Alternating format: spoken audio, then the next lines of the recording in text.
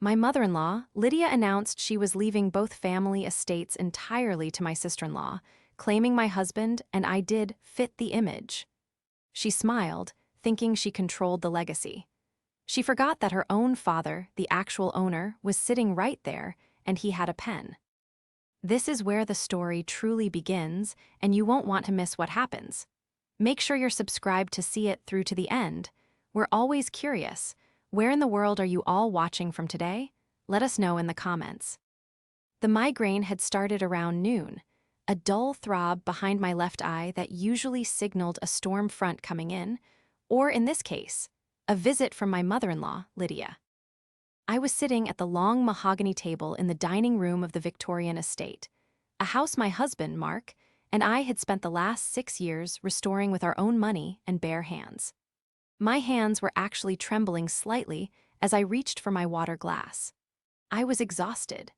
I had spent the morning coordinating with the contractors about the foundation repair for the guest cottage, and the afternoon rushing to prepare the celebratory dinner Lydia had demanded.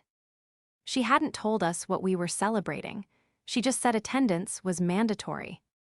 Mark sat next to me, his shoulders hunched. He looked like a man bracing for a physical blow. He worked 60-hour weeks as a structural engineer, yet every spare moment he had was poured into this property, ensuring his grandfather, Robert, could live out his final years in the home he built. Mark was a good man, too good for the woman sitting at the head of the table. Lydia tapped her spoon against her champagne flute. The sharp ding, ding, ding cut through the tense silence of the room. "Attention, everyone," Lydia said, her voice smooth and practiced, like a hostess on a morning talk show. She smoothed the front of her designer silk blouse. "I have an announcement, a decision I've made regarding the future of this family." She paused for effect, her eyes sliding over Mark and me with a look that could only be described as dismissive pity. Then, her gaze landed on Vanessa, Mark's younger sister. Vanessa was 30, unemployed, and currently scrolling through Instagram under the table. "Vanessa, darling, put the phone away," Lydia cooed. "This concerns you." Vanessa looked up, flipping her hair. "What is it, Mom? I have plans in an hour." "Well, cancel them," Lydia beamed. "As you all know, with Dad's health declining," she gestured vaguely toward the end of the table where Robert, her father, sat in his wheelchair, "I have been thinking about the succession of the estates. The main house here and the lake cottage." My stomach tightened. Robert was right there. He was eating his soup, his hand shaking slightly, but he was lucid. He was present. Talking about his death like a business transaction while he was eating dinner was grotesque, but that was Lydia. "I've decided to finalize the will early to avoid any confusion later," Lydia continued, taking a sip of wine. "I am leaving both the Victorian estate and the lake house to Vanessa." The silence that followed was absolute. It was a vacuum that sucked the air out of the room.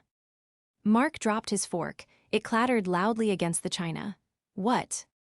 "It makes the most sense," Lydia said, speaking over him as if he hadn't spoken. "Vanessa is the heart of this family. She has the spirit, the verve. She represents the image I want for our legacy.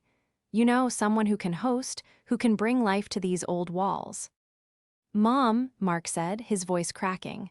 "Martha and I have lived here for 6 years. We pay the taxes. We paid for the roof.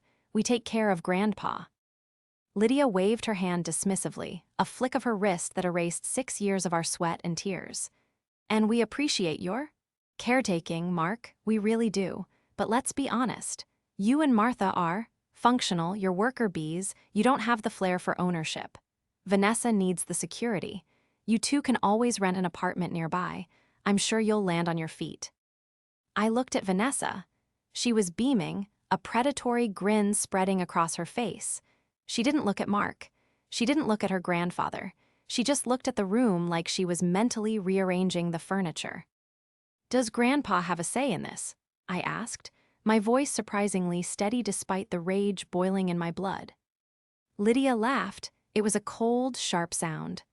"Oh, Martha, Dad signed power of attorney over to me years ago. He trusts my judgment implicitly. Don't you, Daddy?" She didn't wait for Robert to answer. She just turned back to Vanessa and raised her glass. To the new mistress of the manor. I looked at Mark. His face had gone pale, stripped of color. He looked like a child who had just been told he wasn't wanted. I reached under the table and squeezed his hand hard. The betrayal wasn't just about the money or the house. It was the confirmati. On of what we had always feared. To Lydia, we were nothing but staff. But as I looked down the table, I saw something Lydia missed. Robert had stopped eating. He was looking at his daughter with a clarity and a coldness that sent a shiver down my spine. The betrayal cut deeper than the years of labor. It was a total erasure of our existence. The drive back to our wing of the house, technically we lived in the converted carriage house attached to the main estate, was silent, but it was a loud silence. It was filled with the things Mark wasn't saying because he was too broken to say them. When we got inside, Mark didn't take off his coat. He just sat on the edge of the sofa, staring at the floorboards we had refinished together last Christmas. "I can't believe it," he whispered. "She's giving it all to Vanessa. Vanessa can't even keep a cactus alive, Martha. She's going to sell it. You know she is. She'll sell the lake house for quick cash and she'll let this place rot until she flips it." I sat beside him, wrapping my arms around his shoulders. "She thinks she can, Mark, but thinking and doing are different things." "She has power of attorney," Mark said, his voice hollow. "She made sure to mention that. She's been planning this. That's why she had us fix the foundation last month. She waited until the heavy lifting was done to kick us out." That was the knife twist. The timing. We had just drained our savings to fix the structural issues in the basement because Lydia claimed she was cash poor at the moment. We did it to keep a roof over Robert's head. Now, that investment was a gift to Vanessa. The next morning, the reality of our situation arrived in the form of a sports car, revving in the driveway. I was in the kitchen making tea for Robert. I took care of his morning routine, breakfast, medication, and reading the newspaper headlines to him, because Lydia usually didn't wake up until noon. The back door flew open, and Vanessa breezed in, wearing oversized sunglasses and holding a tape measure. She didn't knock. Why would she? It was her house now. "Morning, Martha," she chirped, not looking at me. She walked straight to the window treatments. "God, these drapes are hideous. Are these original? They smell like old people." I gripped the handle of the kettle. "Good morning, Vanessa. Robert is sleeping in the next room. Keep your voice down." "Grandpa can sleep through a hurricane," she scoffed. She snapped the tape measure out, letting it retract with a loud thwack. "I'm thinking of blowing out this wall. Open concept, you know? Lydia said I could start renovations as soon as the papers are signed next month." "You're going to knock down a load-bearing wall in an 1800s Victorian?" I asked, trying to keep my voice neutral. Vanessa turned to me, pulling her sunglasses down her nose. "I'll hire people for the details, Martha. You worry too much. That's why Mom says you're aging so fast. You need to relax." She walked over to the counter, picked up an apple from the bowl, took a bite, and put it back. "By the way," she said, chewing loudly, "Mom wants you to start packing up the carriage house. I promised my yoga instructor she could move in there by August. It'll be a great income stream for me." My blood ran cold. August was 3 weeks away. "We have a lease, Vanessa," I lied.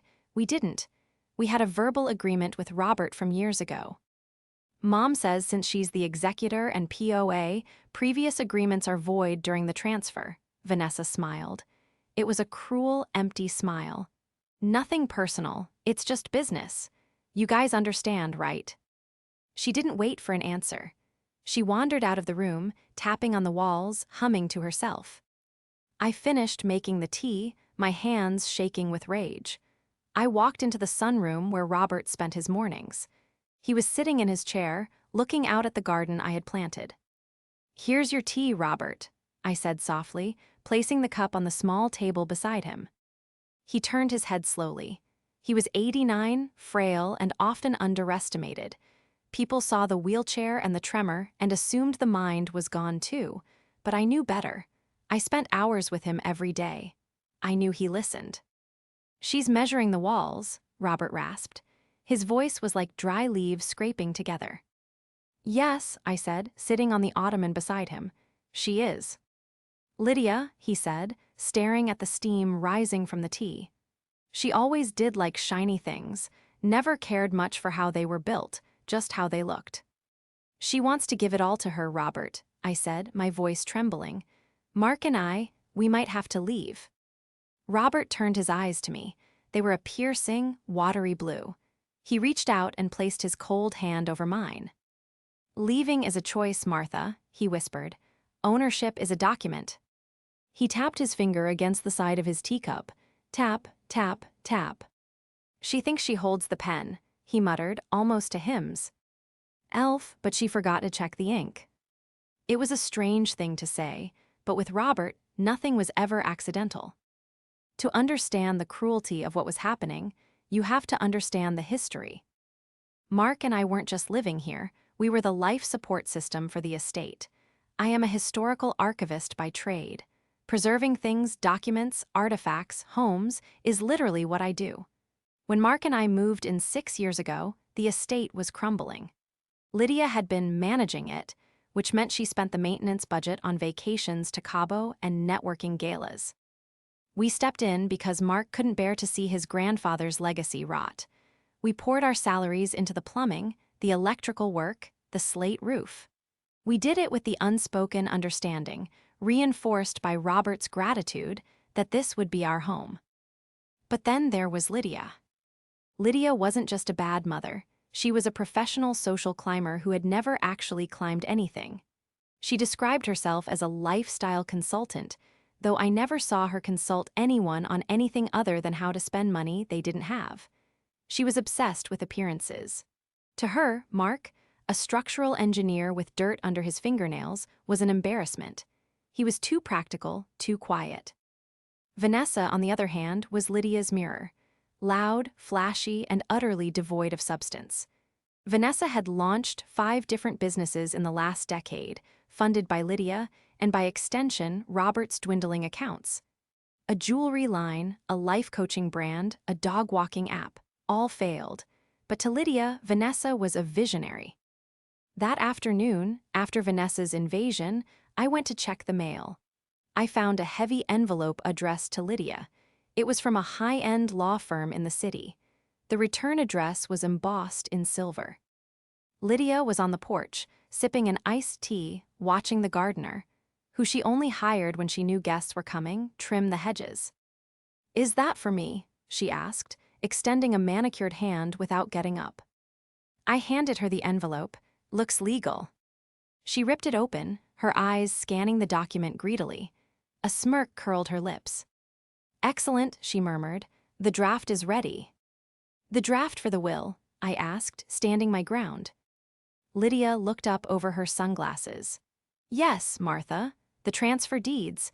I'm having the notary come on Friday during the family barbecue. I want everyone to witness the transition. It's important for the community to see the torch being passed. Friday, I asked. That's 3 days away. Efficient, isn't it? She folded the paper and tapped it against her chin. Oh, and Martha, make sure the house is spotless. I've invited a few friends from the club. I want them to see how lucky Vanessa is. She wasn't just kicking us out. She was turning our eviction into a spectator sport. She wanted an audience for her benevolence toward her favorite child, and she wanted Mark and me there as props to applaud our own demise. One more thing, Lydia added, her voice dropping to a conspiratorial whisper. Don't bother Robert with this. He gets so confused lately. I don't want him agitated before the signing. I'll handle him. Handle him, I repeated. He's your father, Lydia, not a piece of luggage. He's a tired old man who needs me to make the hard decisions, she snapped, her mask slipping for a second. Now, go help the caterers. They'll be here in an hour to scout the location. I walked away, my heart hammering against my ribs. She was rushing this. She was rushing it because she knew, deep down, that what she was doing was morally bankrupt. She wanted the ink dry before anyone could object. But as I passed the library, I saw Robert. He wasn't asleep. He was sitting at his desk, the heavy oak one he hadn't used in years. He had the old rotary phone receiver held to his ear, the secure landline that bypassed the digital system Lydia monitored. He was speaking in a low, firm voice, a voice I hadn't heard in a decade. "Yes," Robert said. "Friday, noon, come to the back entrance. Bring the notary. No, she doesn't know, that's the point." I froze in the hallway. Robert looked up and saw me standing there. He didn't hang up, he didn't look confused, he winked. The library smelled of cedar, old paper, and the distinct, sharp scent of pipe tobacco that hadn't been lit in 20 years. It was a room Lydia avoided because it was cluttered and dark, but to me, it was the lungs of the house. It was where the history lived. I stepped inside and closed the heavy oak door behind me, engaging the brass lock with a soft click. My heart was hammering against my ribs, a frantic rhythm that felt loud enough to echo in the hallway. Robert placed the receiver back in the cradle. He swiveled his wheelchair around. The confused, vacant look he wore at the dinner table, the slack jaw, the glassy eyes, was gone completely. In its place was a sharp, focused intensity that reminded me of the photos of him from the 1970s, back when he was building his manufacturing empire. "You're lucid," I whispered, walking toward him.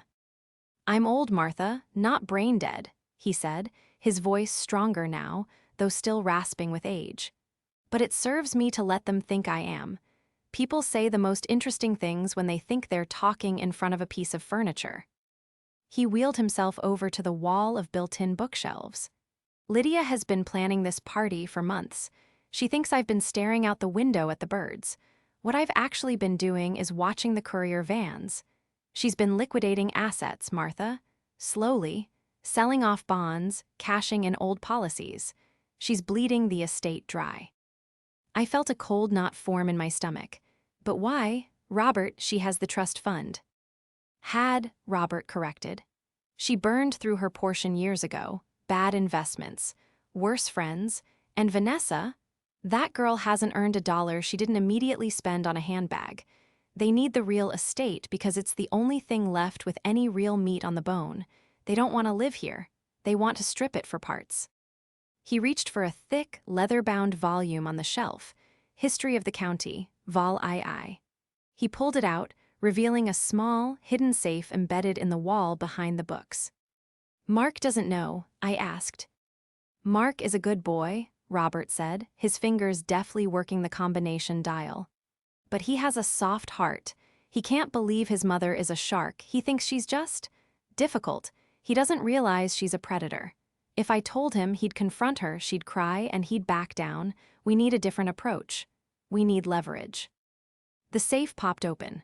Robert reached in and pulled out a thick file folder and a set of heavy, iron keys. "This," he said, handing me the folder, "is the original deed to this house and the lake cottage, and the correspondence from my attorney, Henderson. Lydia has a power of attorney that allows her to manage my current finances. But she forgets that the deed is in a trust where I retain the right to transfer title inter vivos, while I am living, without her consent." I opened the folder. The documents were yellowed but pristine. "Henderson is coming on Friday?" I asked. "No," Robert shook his head. "Henderson is coming now. I called him on his cell. He's parking around the back, by the service entrance, in 10 minutes. Lydia is currently in her meditation hour with cucumbers on her eyes. She won't hear a thing." He looked at me, his blue eyes fierce. "I cannot leave this house to Mark directly. Lydia would manipulate him into signing it over to her within a week. Guilt is her weapon of choice. But you," he paused, looking at my hands, rough from sanding the floors. "You have a spine, Martha, and you respect the wood. I'm transferring the deed to you." I gasped, "Me, Robert, I can't, the family." "You are the family," he cut me off. "You and Mark, but I need you to hold the shield. Once the deed is in your name, it's done. Mark will benefit, of course, but you will be the legal owner. You will be the one who has to look Lydia in the eye and tell her no. Can you do that?" I thought about the way Lydia had looked at Mark at dinner, like he was a mistake she regretted making. I thought about Vanessa measuring the walls for demolition. I thought about the 6 years of sweat equity we had poured into this home, loving it when they ignored it. Yes, I said, my grip tightening on the file. I can do that. Good, Robert smiled, a mischievous glint in his eye. Then go let Henderson in, and Martha, don't slam the back door. The signing had been terrifyingly exhilarating. Mr. Henderson, a man who looked like he had been carved out of granite, had slipped in through the mudroom like a ghost. We sat in the library with the door locked, the only sound the scratching of a fountain pen on heavy paper. By the time Lydia emerged from her room, refreshed and smelling of lavender, Henderson was gone, and the documents were safely locked in his briefcase, speeding back to his office to be filed electronically with the county clerk immediately. The physical deed was now just paper. The digital record was the iron law. But we still had to survive until Friday. Thursday morning was a nightmare of activity. Lydia had hired a team of caterers, florists, and event planners who were swarming the house like locusts. I found Mark in the garage, aggressively organizing his tools. It was his coping mechanism. When life felt out of control, he sorted screws by thread count. She wants me to park my truck down the street, Mark said, not looking up. He slammed a wrench into a metal drawer. She said it's an eyesore and doesn't fit the aesthetic for the guests. It's your house too, Mark, I said softly, leaning against the workbench. Is it? He turned to me, his eyes red-rimmed. Because it feels like we're just squatters waity. NG for the sheriff. Vanessa told me this morning she's already picked out a condo in the city she wants to buy with the liquidated assets from the lake house. She hasn't even got the keys yet, and she's spending the money. I walked over and put my hands on his shoulders. The urge to tell him everything, to tell him that the house was actually mine as of yesterday afternoon, was overwhelming. But Robert had been adamant. The reveal must be public. It must be absolute. If we tell them early, they will find a way to stop the filing or claim I was coerced. We wait for the trap to snap shut. We need to go inside, I said. Lydia is demanding a family meeting in the sunroom. I can't take another lecture on gratitude, Mark muttered, but he wiped his hands on a rag and followed me. In the sunroom, Lydia was holding court. Vanessa was lounging on a chaise, flipping through a magazine. Ah, there you are, Lydia said, not looking up from her clipboard. Mark, I need you to power wash the patio. Martha, the florists need help setting up the trellis, and I need both of you to sign these. She pushed 2 papers across the glass coffee table toward us. What are they? Mark asked, picking one up. Non-disclosure and liability waivers, Lydia said breezily. Standard procedure. Since you'll be vacating the premises soon, I need to ensure there are no liabilities regarding the work you've done on the house. I don't want you coming back claiming you own a stake because you fixed a few pipes. A few pipes, Mark's voice rose. I rebuilt the entire septic system, Mom. Don't raise your voice at me, Lydia snapped. Just sign it. It also states that you agree to vacate the carriage house within 30 days of the title transfer on Friday. It's a clean break. It's generous, really. I'm giving you a month. I picked up the paper. It was a humiliating document. It essentially stripped us of any rights to claim compensation for the hundreds of thousands of dollars in labor and materials we had invested. We aren't signing this, I said. My voice was calm, which seemed to annoy her more than shouting would have. Lydia dropped her clipboard. She took off her glasses and looked at me with cold, reptilian eyes. Excuse me. I said we aren't signing it, I repeated. Mark, put the pen down. Mark looked at me, surprised by my tone, but he dropped the pen. You are pushing your luck, Martha, Lydia hissed, standing up. You are guests in my father's house. I have the power of attorney. I control the assets. If you don't sign this, I can have you removed by the police for trespassing the second the deed is signed on Friday. Do you want that? Do you want to be dragged out in front of the neighbors? I don't think you have as much control as you think you do, I said. I decided to fire a warning shot. I saw the notices from the bank, Lydia, the ones in the trash in your office. The color drained from Lydia's face. Vanessa stopped flipping pages. You went through my trash, Lydia screeched, her voice pitching up an octave. I was emptying the bin because you fired the cleaning lady to save money, I countered. You're 3 months behind on your own condo fees in the city. You have a lien on your car. You aren't doing this for legacy. You're doing this because you're broke. The silence in the room was deafening. Mark looked from me to his mother, his eyes widening as the pieces clicked into place. Is that true? Mark asked, his voice low. Mom, are you selling the estates to cover your debts? Lydia's face twisted into a mask of ugly rage. She didn't deny it. Instead, she lashed out. How dare you? She screamed. You ungrateful little spy. You think you know everything.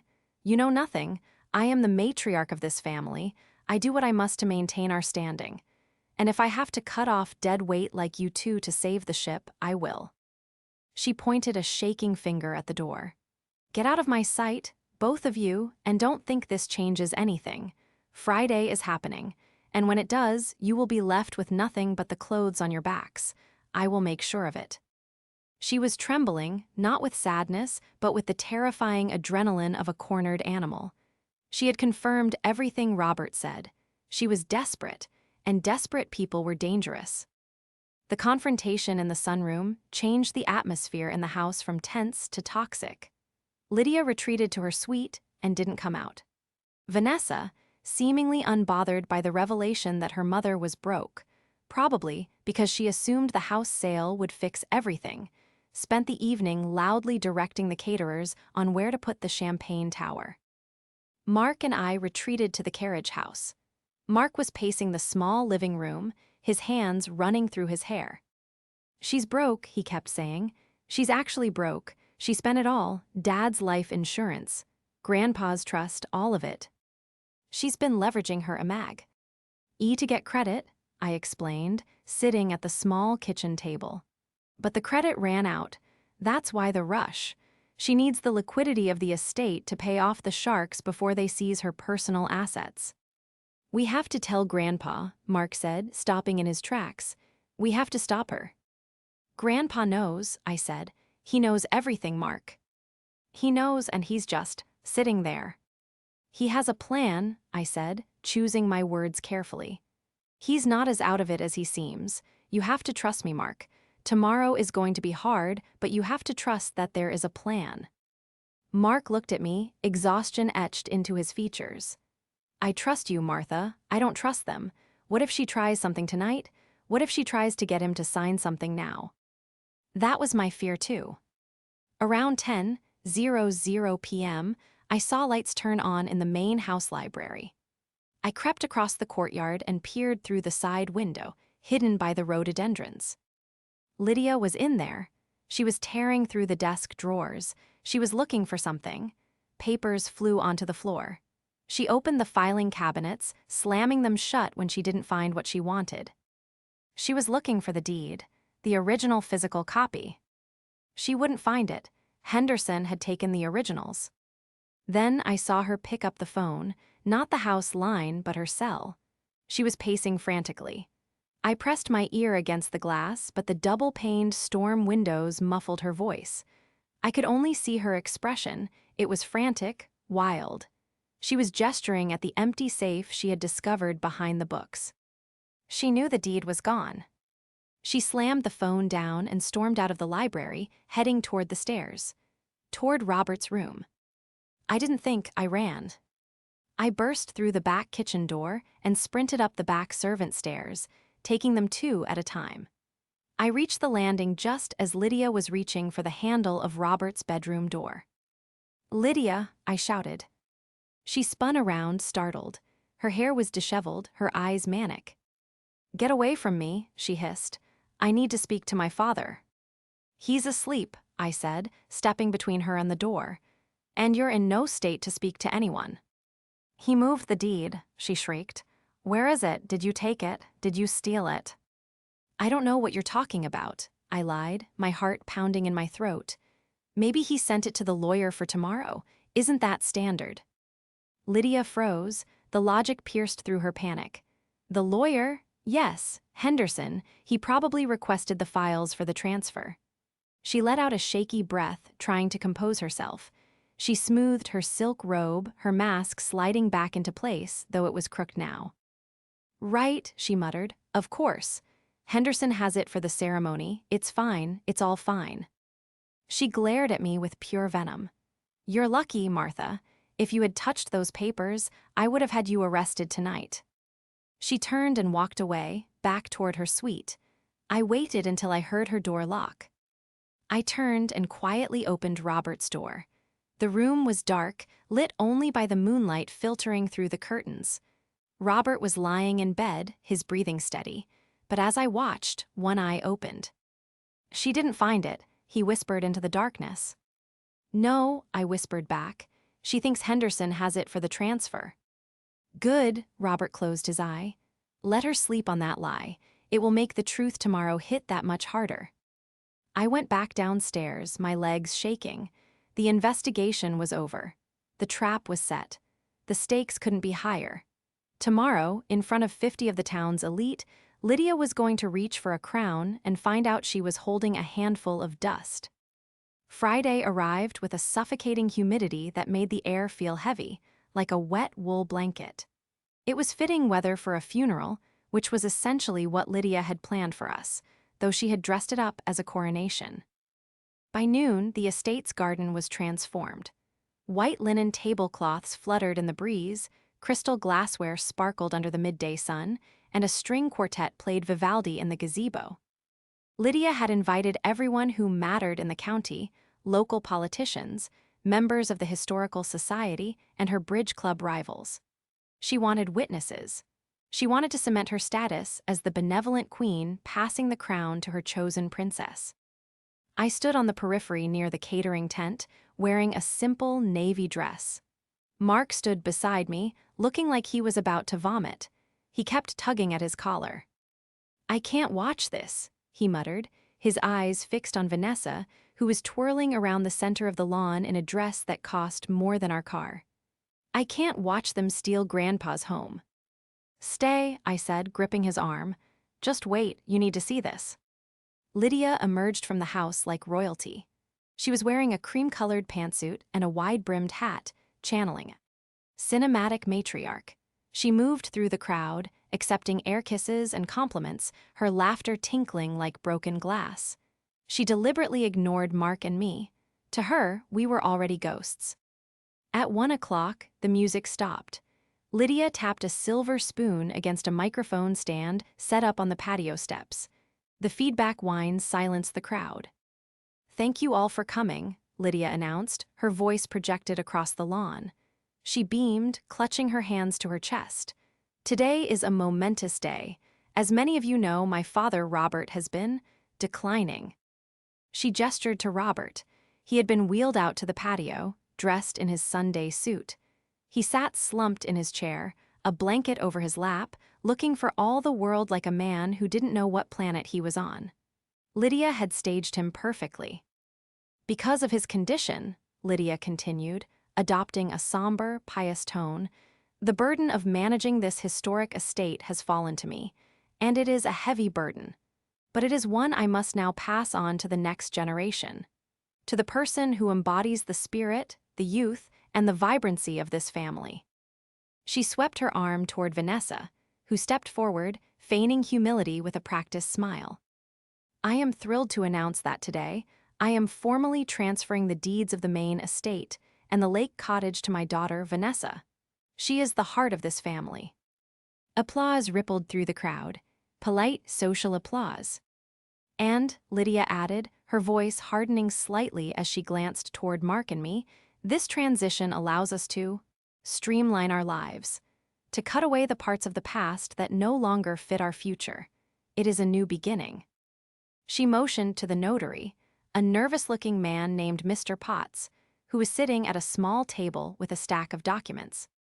"Mr. Potts, if you would please prepare the transfer for signature," Lydia commanded. "I, as power of attorney, will sign on Robert's behalf." Mr. Potts adjusted his glasses.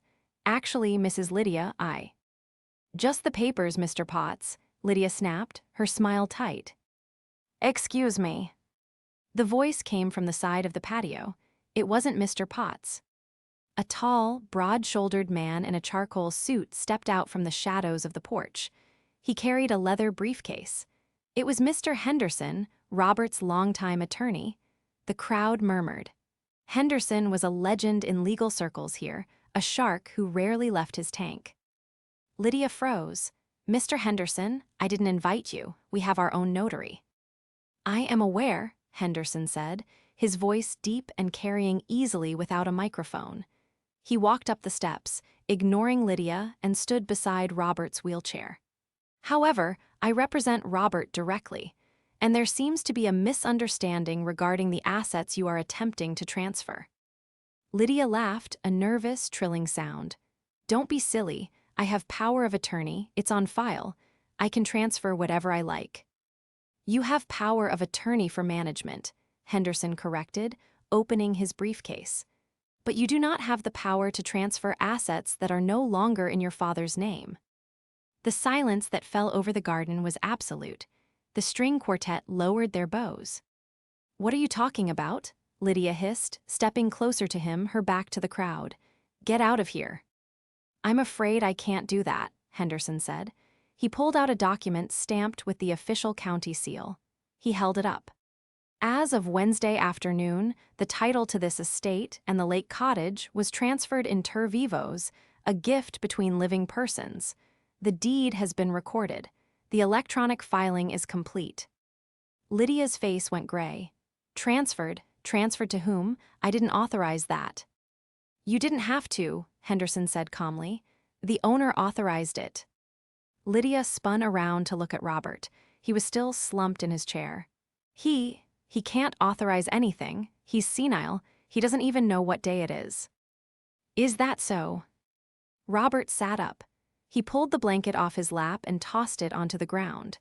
He straightened his tie and looked his daughter dead in the eye.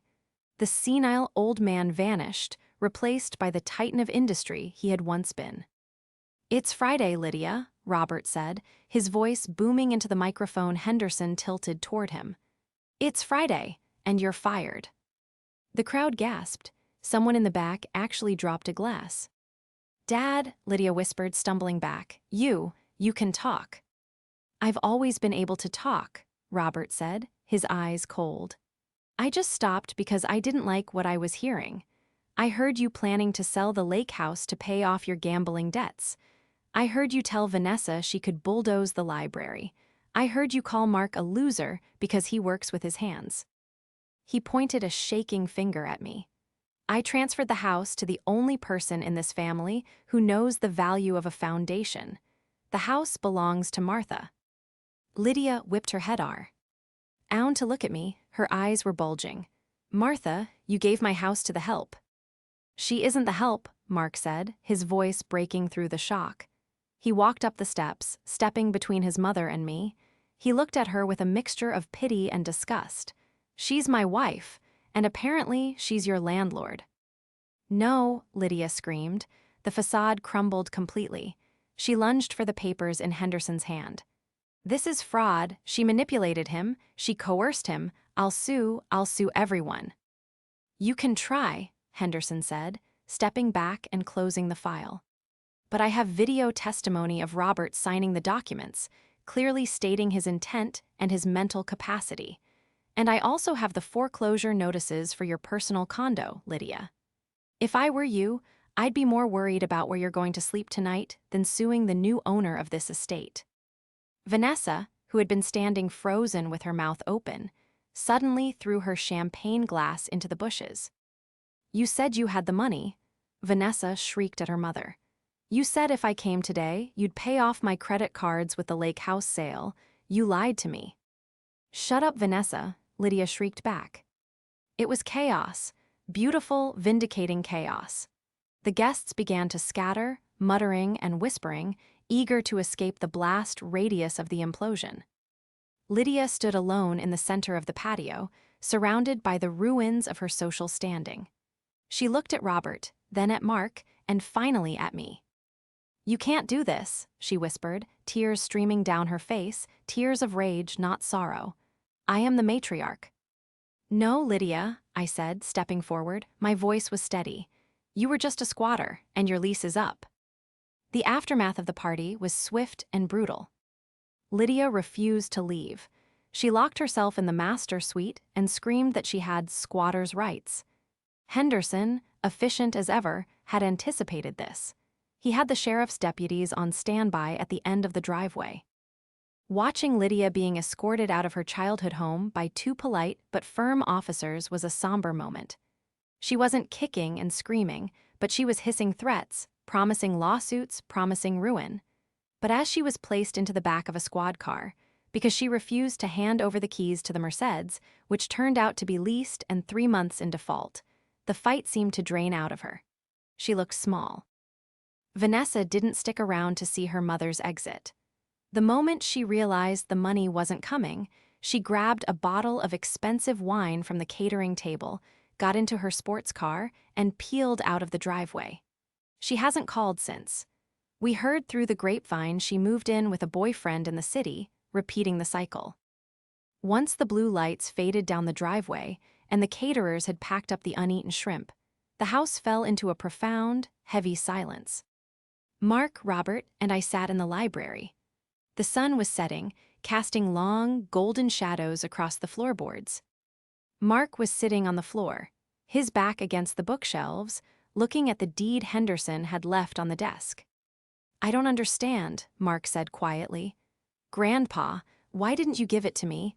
I'm your grandson, I would have taken care of it." Robert wheeled himself over to Mark. He reached down and rested his hand on Mark's head. "I know you would have, son," Robert said gently. "You have a heart of gold, you're loyal, and that's why I couldn't give it to you." Mark looked up confused. "I don't get it." "If I had given this house to you," Robert said, "Lydia would have been on your doorstep the next day crying. She would have told you she was homeless. She would have used your love against you. Within a year, you would have signed it over to her to help her. You would have set yourself on fire to keep her warm." Robert looked at me. "But Martha knows that love requires boundaries. She knows that sometimes saying no is the only way to save the family. I gave it to her because she was strong enough to protect you from your own kindness." Mark looked at me, tears welled in his eyes. He realized the truth of it. He knew he would have caved. He reached out and took my hand. "Thank you," he whispered. "Thank you for saving us." The next few months were a blur of activity, but this time it was joyful. We legally evicted Lydia's presence from the house. We sold the gaudy furniture she had bought on credit to pay off some of the outstanding utility bills she had hidden. We moved out of the carriage house and into the main wing. But we didn't just take, we gave back. Mark finally started the renovations he had dreamed of. He restored the original molding in the dining room. I turned the sunroom into a proper reading room for Robert. We hired a nurse to help with Robert's daily care, not because we didn't want to do it, but because we could finally afford to give him the best. With the estate secure, we could leverage the equity responsibly to fix the issues that actually mattered. Lydia tried to sue, of course. She found a strip mall lawyer who filed a motion claiming undue influence.